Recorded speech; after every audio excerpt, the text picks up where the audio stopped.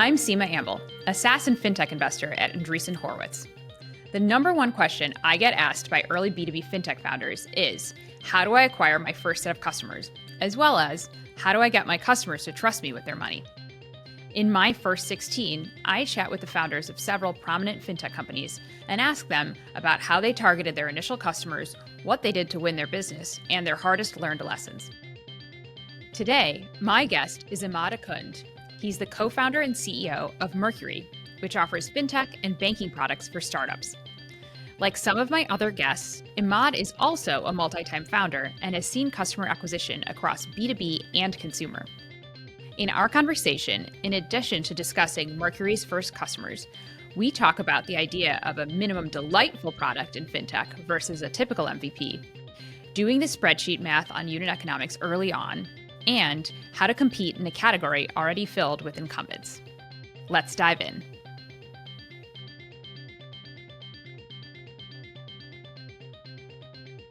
Thank you so much for joining me, Immad. Yeah, thanks for having me. It'd be great if you could just walk us through how did you, found Mercury and what was the background to starting the company? Sure. So I had this idea for Mercury in 2013, but I didn't start it until 2017. So it was kind of in the back of my mind for a long time. All of these tools that we use for as startups for running your business had improved a lot. Before when I first started in 2006, everything was really bad. There was no Stripe, there was no Gusto, there was no Rippling, there was no, it wasn't Slack. Everything was quite painful as an entrepreneur. And then there was this kind of 10-year period where things had generally improved. Every one of these categories had a really strong product, but banking was still exactly as it had been forever. And it just seemed obvious to me that someone would make a better bank product for startups and for entrepreneurs.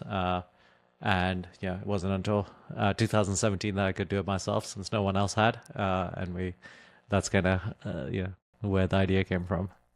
Awesome. Yeah. So like so many of our founders, you had the pain point yourself and decided to go tackle it head on. So, when you got started, how did you think about what the MVP product that you would go to market with, and how would you start? Banking is a utility, right? So, and there is a pretty high bar of existing players there. And I always had it in my mind that I wanted to be your primary bank account. We slightly simplified it by focusing on a very specific ICP, ideal customer profile, which was an early stage startup. So, we didn't need to go build all the things that a public IPO'd company would need from their banking product. We needed it for a smaller set, but it was still a fairly high bar. But I felt like I very deeply understood what that bar was. It's multiple users, wires. I was very stubborn about a certain set of features that no other bank had done before. I felt we needed both domestic and international wires. Where now there are other newer banks that have done that, but back in 2017, no one had done that. And I was also fairly stubborn about wanting to have immigrant founder support. Because I was an immigrant to the US and I wanted to be able to support people like me. And I always felt, immigrant founders are a pretty large kind of set of founders. And I didn't want to disqualify that segment. So I had a very specific kind of feature set and spec in mind. And it took us a year and a half to launch because we were quite stubborn about hitting all of those features, which were not all trivial to get. Got it. So your MVP was actually fairly robust in terms of feature set. It sounds like that was pretty intentional. And part of it was you had a very specific vision in mind for what product you wanted to put in the market. But was that also because this was what you were hearing from potential customers, that they needed a whole set of features additionally on top of the card? Or how did you end up making that decision? I think it's important to understand what you're trying to achieve. I think there's a set of companies that are trying to do something new in a new market that there isn't an alternative product. oh, there is an alternative, but it's super different. Like this is just a, like Airbnb, for example. There wasn't really a thing that they were competing against. It was trying to create like a new idea. And then there's a set of things like Mercury, where there are lots of incumbents, and it's not like we were serving a set of customers that didn't have bank accounts. We were very deliberately serving a set of people that had alternatives. So, and then the bar is just much higher. You have to catch up with everything that exists, and you have to be 10x better than that, which is very different from like a kind of new market, new idea. Then, what you're really testing is like, does this idea have any legs at all, and does anyone care? And then you can have a simplified version of that idea, and there isn't anyone you're competing with. So I think as long as you understand who you are, you can kind of decide what it makes sense. So, if you take Mercury or Figma or, those types of things where there are incumbents, it's a complicated-ish problem. You just have to spend a reasonable number of times, sometimes years, developing it kind of still is an MVP, or like, I prefer minimum delightful product. Like it is still that, but that minimum is just way higher than in like a new market that doesn't exist.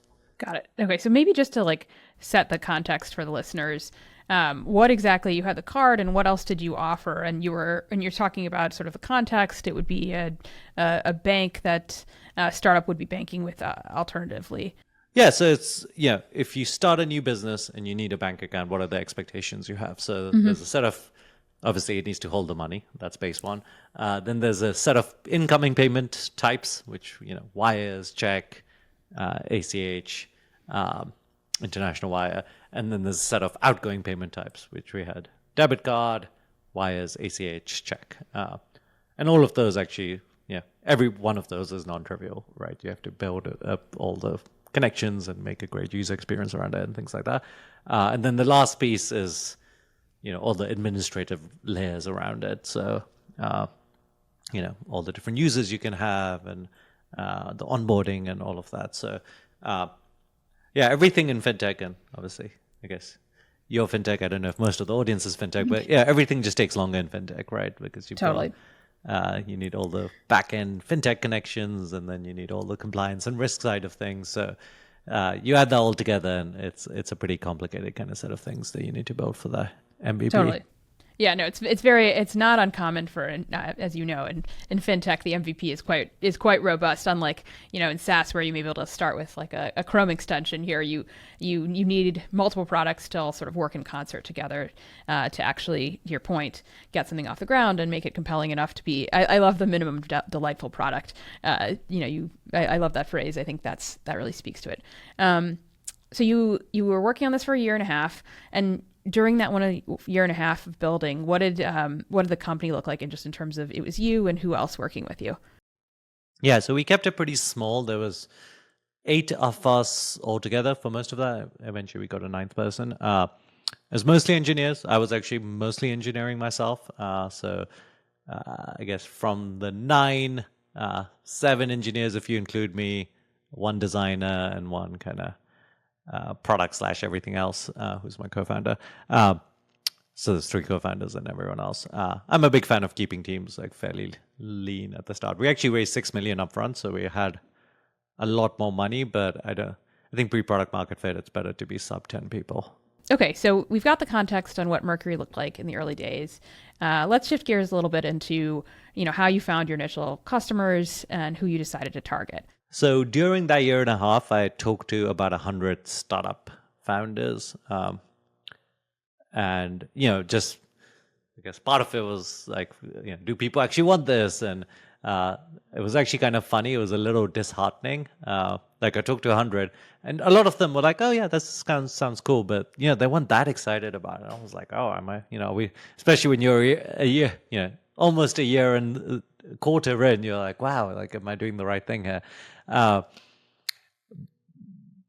like a few were really, really into it. And I think actually, that's one of the slightly funny things about talking to customers before you have something live, that it's actually hard to really learn, because, if you have a big enough market, actually, if 2% really, really love it, that's actually big enough to have like this kind of early adopter thing, even though you might be wondering whether you're even doing the right thing at that point.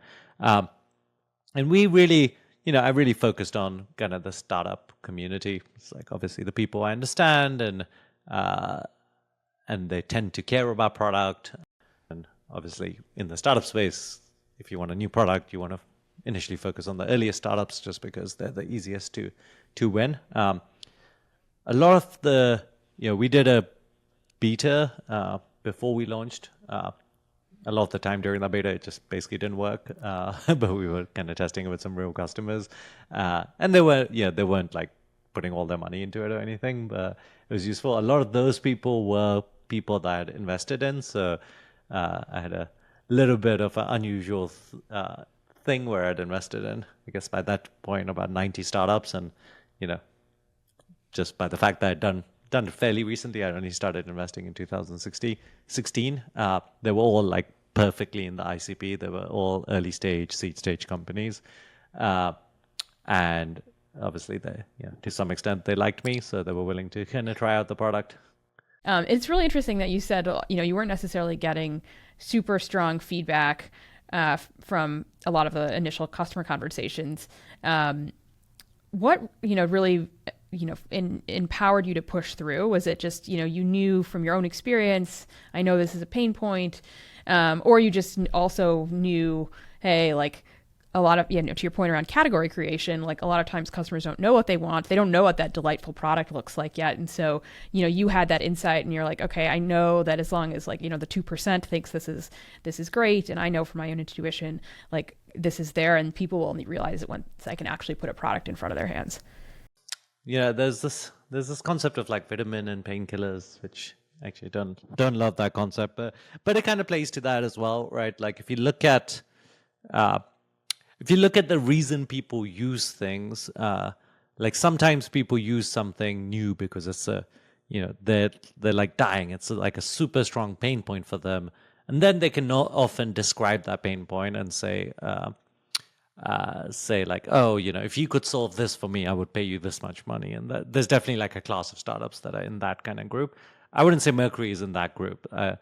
Like, sure, I mean, some people really hate their banks, and obviously we can play to that, but most people have a bank account, and they don't really, at the point before Mercury launched, I don't think many people could imagine a much, much better experience, right? And actually, if you look at a lot of successful companies, they are in that bucket. Like, I mean, if you take Slack or Zoom, or, all of those things existed. Like there was plenty of instant messaging and plenty of like web communication things. They just all kind of sucked. So when you came out with a much, much better product, it got people really excited. But I think like you kind of need to see that. Whereas if someone describes a much, much more better product, it's hard to get that excited about the description of a better product. I'm not saying like I was like that self-aware to realize that at that time. This is mostly a post hoc kind of explanation of it, but that's kind of my thinking about why it wasn't as exciting to people as it was to me.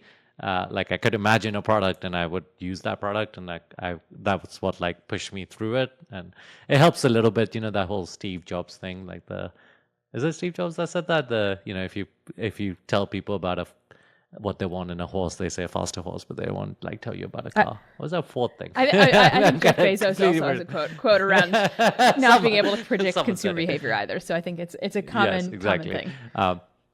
Yeah, you should. I think there's a ton to learn from customers when you put a product in front of them and they use it, and you see how they use it, and you ask them like, oh, what more do you want? It's much harder to learn from customers when you imagine a product and you haven't got anything to show them. Yeah.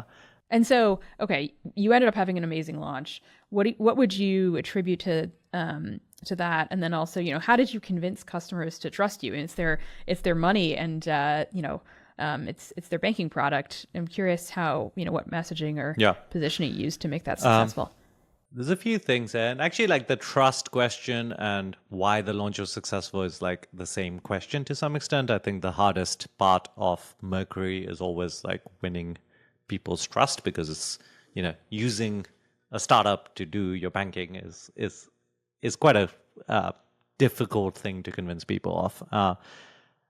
So like Yeah, there's a bunch of factors. Number one, I think the idea of, and maybe now it would be a little more mundane, but in 2019, like the fact that we were launching like a full bank product was very unusual. Like no one had really done that in the business setting. So it was like, the meme of the idea was very shareable and likable, and people were very frustrated with their banks. So they were like, wow, someone's like attacking this big problem.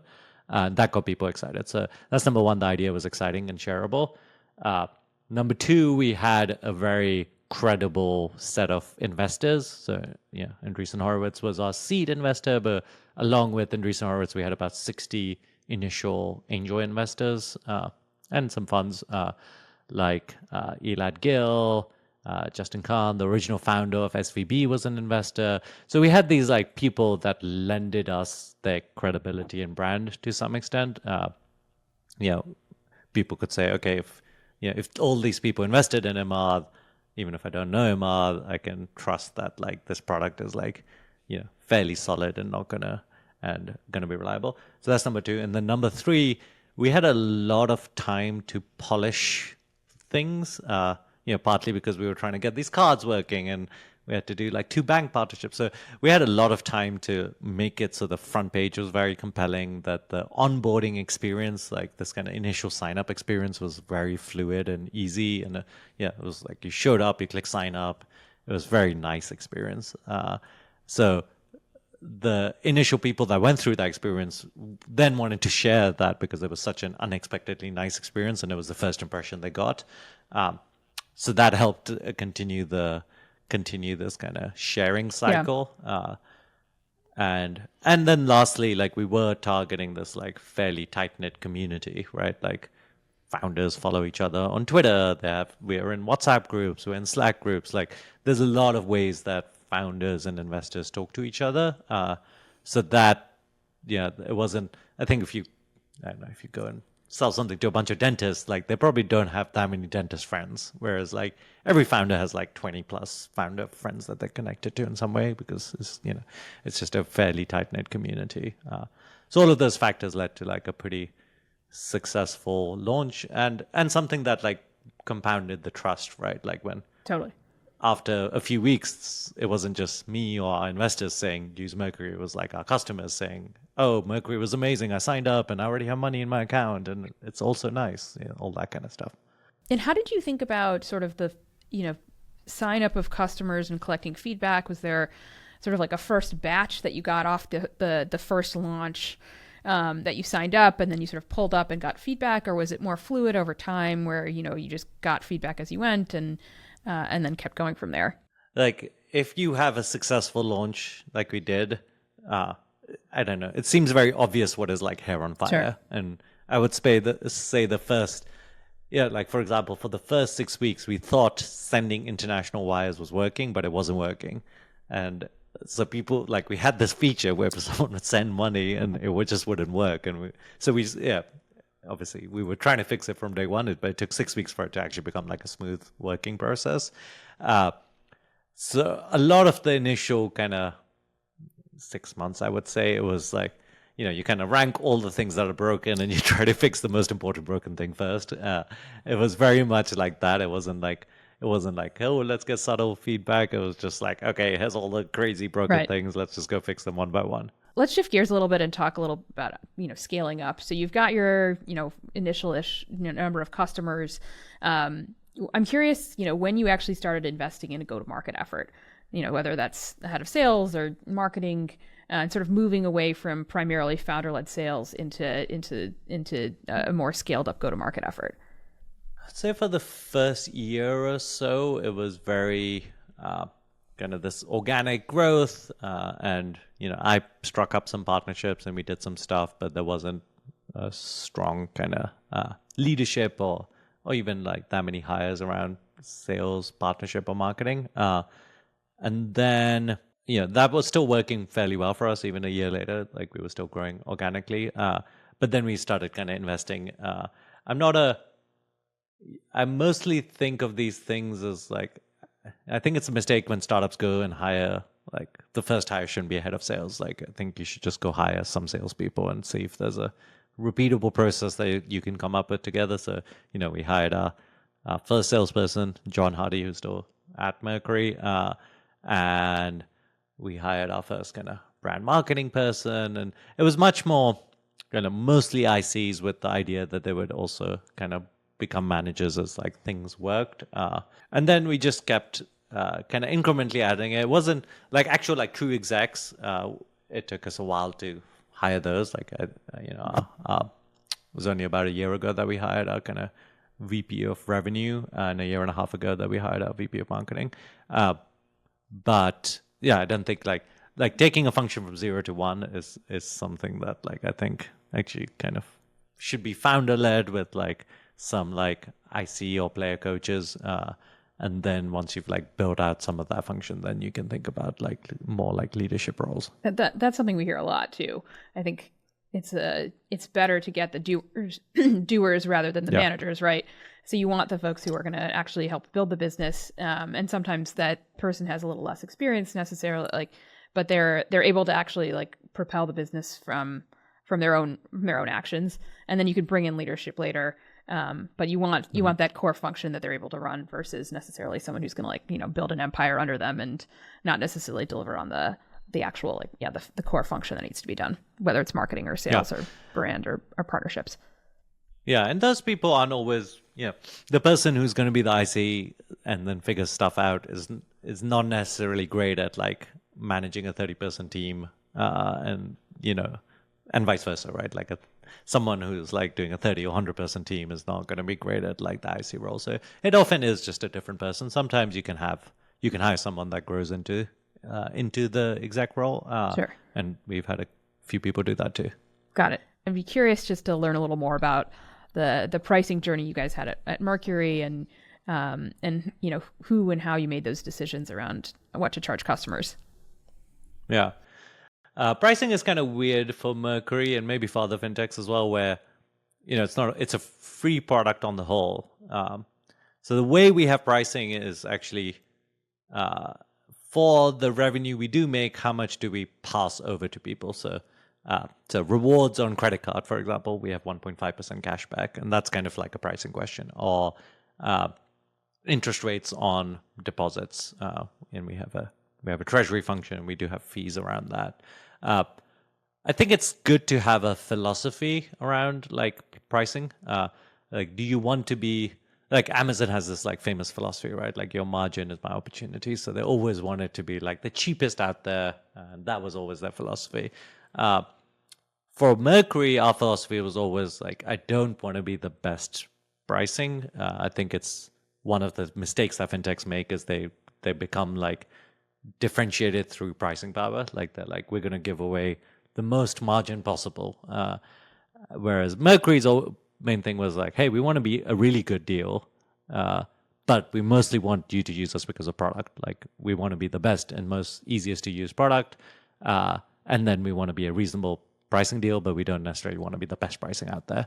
And I think that's a much better take personally in fintech, because it gives you enough margin that you can go, cover your fraud and you can do distribution and all this other stuff. Whereas, if you are all about just giving away as much as possible without making money on it, then it's just a much harder position in my opinion. But, obviously it worked for Amazon. So. Got it. Yeah. And there are two interesting things that you mentioned there. One, I mean, you were really, when Mercury launched, it was a time when a lot of the other card products in the market were focused on rewards, or just giving away product for free. And to your point, it almost seems like it's a much stronger signal of product market fit, or just that you're truly delighting customers if they're saying, well, hey, I'm not actually, it's not the price that I'm is the reason I'm adopting this. I actually love the product. It seems like that's also a really good signal of that the customer delight, going back to that point. Yeah, I mean, that's one of the problems with pricing first companies. Like someone else will come across and come by and undercut you, and then like you have a set of customers that are extremely price sensitive, so they're much more likely to like go to the next company that like undercuts you on pricing. So yeah, I think pricing is a very dangerous kind of methodology to compete on. Like it's much better to compete on some other dimension. Yeah. And then I think the second thing you mentioned too was, while you weren't directly juxtaposing the product against a bank, right? The fact that you were signaling it around saying like, hey, well, the pricing is more subtle or is more transparent, is a more like subtle but almost obvious way to juxtapose it. So you don't even actually name the banks. You just say like, look, this is simple, and people are used to, everyone has experienced the pain of too many fees, especially as a startup. And so, that's like one of the biggest pain points that resonates, again, without even naming necessarily who you're coming up against. Again, you've done this multiple times before. If you were to compare it against, RevMap or one of your other startups, what have you like learned through the journey? And we'd love to hear any advice that you have for early founders. Yeah, to build a really big company, you really need like a lot of customers. I think that's like much easier to do when like the demand is so high that people are coming to you. And it's much harder to do when you have to like kind of convert one person at a time and like force them to use you. Like people really have to want to use you. I mean, obviously like not every sale is going to be easy, but you have to have this kind of groundswell of like demand. Maybe like, high ACV enterprise products are different, like where you only need like 100 and you're making a ton of money or something like that. But for a lot of like more consumer SMB things, like you need this like real groundswell. So you really have to think about like, what can I do to have such a good product that creates that groundswell, which is, I think product and distribution have to always kind of come together to some extent, especially when you're really early. Totally. Yeah. And I think that's actually a really good point. We often distinguish, right, the SMB acquisition versus, your outbound sales led businesses and SaaS or B2B fintech, where, you need more of like a 10 to 12K ACV to really justify a sales team. Whereas you're going after the SMB, it's more of a consumerized go to market. I'd be curious, like, how much did you actually think about unit economics and the CAC and all of that working? Or, was it more like, let's get this product out into people's hands and figure that out later? No, I did the spreadsheet. I don't know how convincing these things are really before you've tried them. But you should do the spreadsheet and go, okay, if we wanted to do sales, like what would the ACV be? Like, how much would you have to? I really think it's very hard to know things until you try it. Like, is the conversion rate of your sales pipeline going to be like 5% or 1%? Sure. And like, obviously the numbers are completely different between the two of them. Some products, I guess you could like pre-sell them and like that will give you like some insight into it. But I mean, the other problem with any of these distribution maths is like, what you can do at day zero is not going to work when you have 10 million ARR anyway. So you kind of, to some extent, have to like, I think the thing that you can predetermine is like going after something that's got a big enough TAM, right? Like if the TAM is big enough, and obviously business banking is a huge TAM, that gives you a lot more room for maneuver, right? Like you can figure something out. If the TAM is small, then like you just don't necessarily have the same level of like flexibility in figuring out like GTM. But out of curiosity, when did you do that spreadsheet? Oh, day zero. I mean, I was, basically with Mercury, I was like, okay, I can't build this without raising money because you can't get a bank partnership without raising significant money. So, it was like straight into, I did build some like screens and things like that, but it was very much like straight into like a funding process where I was trying to raise like at least 5 million. And I think it's always worth doing like some sort of projections, even if you're very early. It wasn't like super complicated. I could probably dig it up. It probably looks a bit silly now. But I had some. I was curious if you looked back at it and how correct was it? I mean, I've looked at my seed deck quite a few times, and it's like, I mean, it's mostly accurate. Like we're mostly doing what it says. There's some assumptions that were like incorrect, but yeah, I haven't looked at the projection math. Well, yeah. Last thing to wrap up. If you had to give one piece of advice to your earlier self on finding and winning your initial customers, what might that be? Depends how much earlier we go to my earlier self. I think to my earlier self, I would say, I was very much like an engineer and kind of worried about like running sales processes and things like that. I think the thing that I would tell that person and I tell other founders is like, I think it's better to think about sales as like a numbers game. It's like, how many people do you talk to? How good's your conversion rate?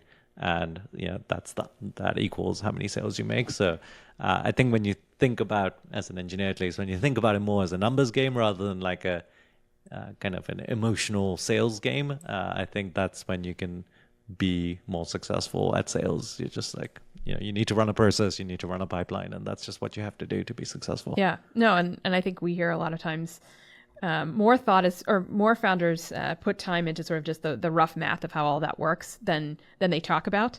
But it's super valuable. Just I guess understanding exactly how the pieces shake out, so that you're not, to your point, you're not worried about it, and you have sort of a guiding North Star again, even if it's only directionally correct. Well, thanks so much, Immad.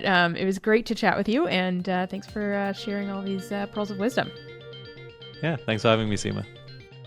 I'd like to close by thanking my guests for sharing their insights on finding early customers and building strong businesses. You can hear the rest of My First 16 by going to a16z.com/podcasts, and be sure to go to a16z.com/fintech for the latest industry-related content.